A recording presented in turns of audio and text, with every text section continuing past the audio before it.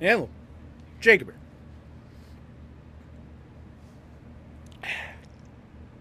With a Minnesota Vikings Week 13 preview.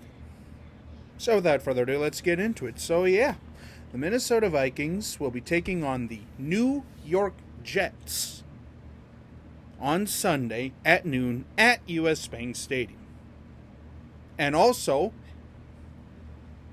your boy is going to be at the game. That's right, ladies and gentlemen. I think I might have hinted, a couple times on here that I'm going to this game. And, well, very, very excited. It'll be me, my dad, my sister, and a couple of my nieces. And I always look forward to going up to Minneapolis and watching. US Bank Stadium is an absolutely gorgeous stadium. If you get a chance to go, I'd recommend it, whether it be for a Vikings game, a concert, a Monster Jam rally, or whatever. I highly recommend going to US Bank Stadium. But anyway, on to the main attraction, or talking point, or whatever you want to say here. The Minnesota Vikings will be taking on the New York Jets, and not only taking on the New York Jets for a win, but potentially wrap up the NFC North. So how do the Minnesota Vikings wrap up the NFC North? Why, simple, young Padawan. The Minnesota Vikings have to beat the New York Jets, and the Lions have to lose to the Jacksonville Jaguars, and if that happens, your Minnesota Vikings will be the NFC North champions.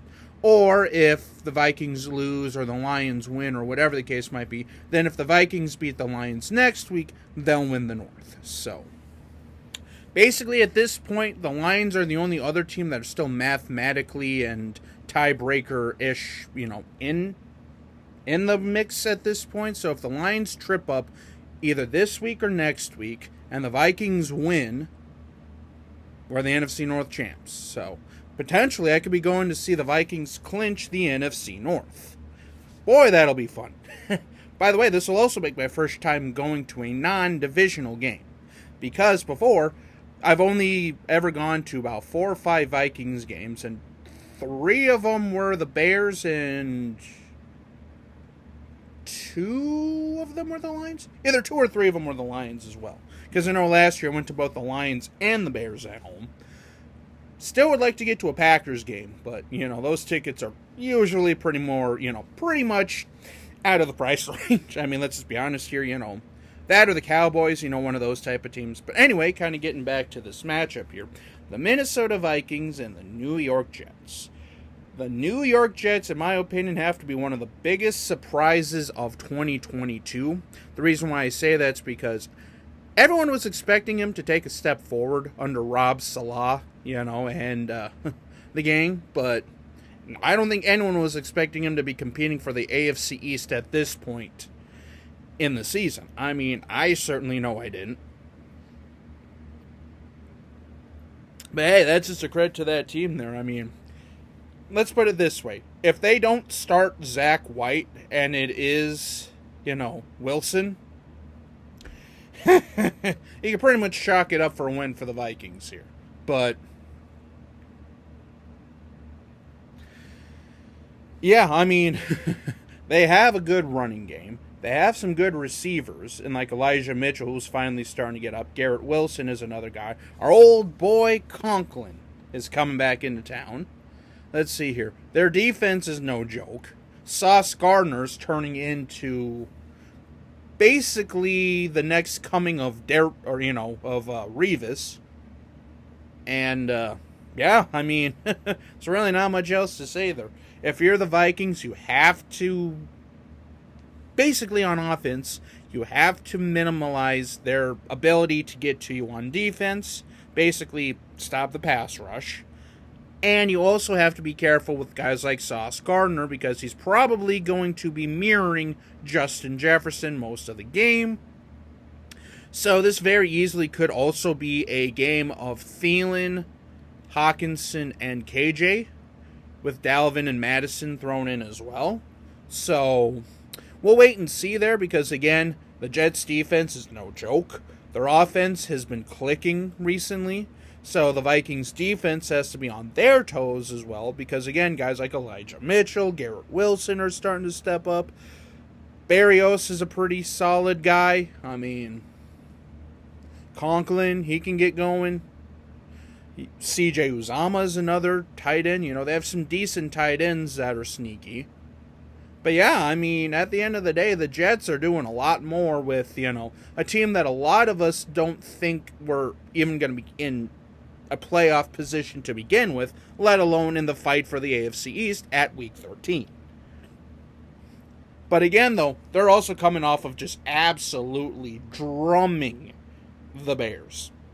And I mean drumming the Bears at home last week. So, again, take with that what you will. The Bears aren't necessarily the, greatest dynasty in the world this year. But, again, you cannot take the Jets lightly. You cannot take any team lightly here, guys.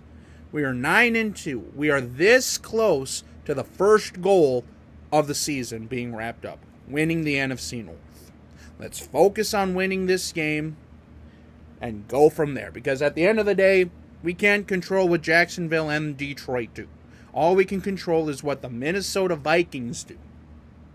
And if we can come out with a win here, we'll just let everything fall into place from there. But yeah, I mean, this Vikings team through 13 weeks has actually been a really solid surprise.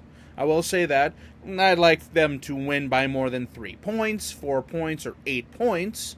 And I'd also like Greg Joseph to actually kick clutch extra points. But again, that's a different story. Because how many of those would have made even more of a difference? Granted, we won most of those games, but still, one of these weeks, that is going to come back to bite us in the ass. And again, as Vikings fans, we all know a thing or two about kicking woes.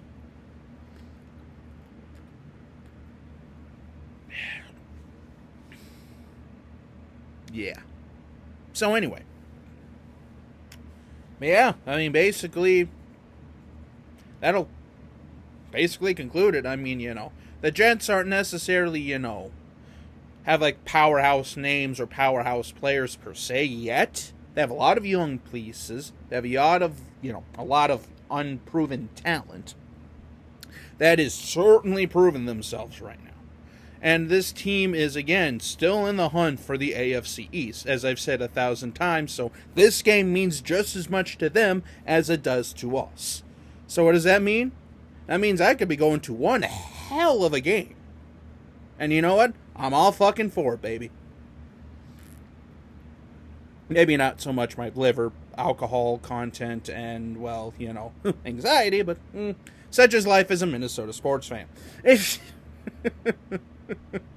Anyway, so yeah, that'll basically wrap this up. So I don't know exactly when I'll do a post game on the Vikings, just because, again, like I say, I'll be at the stadium and it'll be kind of hard to get like audio and stuff like that at the actual game, just because last time when I did, I got copyright because of Prince's "Let's Go Crazy" literally blaring right behind me on the speaker. So we'll wait and see. Nothing else. I may even do a recap when I get home on Monday.